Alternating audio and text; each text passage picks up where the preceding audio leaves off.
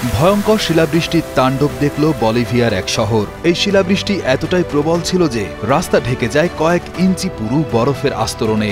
সমুদ্রপৃষ্ঠ থেকে প্রায় 2 কিলোমিটার উচ্চতায় অবস্থিত এই শহরটির বাসিন্দারা এমন তীব্র শিলাপাত আর কখনো দেখেননি বলে জানিয়েছেন।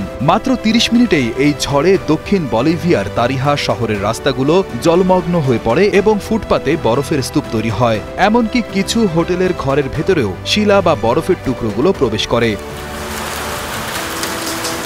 শিলাবৃষ্টির কারণে রাস্তায় হাঁটু সমান পানি জমে যায় এবং লোকজনকে ছাতা মাথায় রাস্তা পার হতে দেখা যায়। অনেকে কোদাল ও ঝাড়ু ব্যবহার করে রাস্তা থেকে বরফ ও পানি সরানোর চেষ্টা করেন।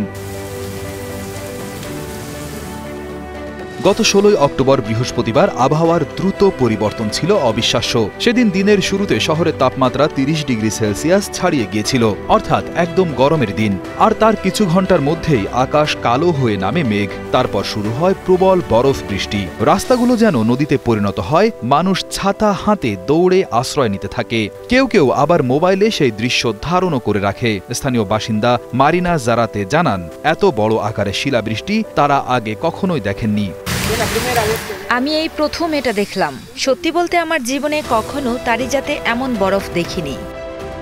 গত সেপ্টেম্বরেও তারিহায় 2টি শিলাবৃষ্টি হয়েছিল বলে স্থানীয় সংবাদ মাধ্যমগুলো জানায়। আর্জেন্টিনার সীমান্তের কাছে অবস্থিত তারিহার এই ঘটনা সেখানকার মানুষের স্বাভাবিক জীবনযাত্রা কিছুক্ষণের জন্য ব্যাহত করে।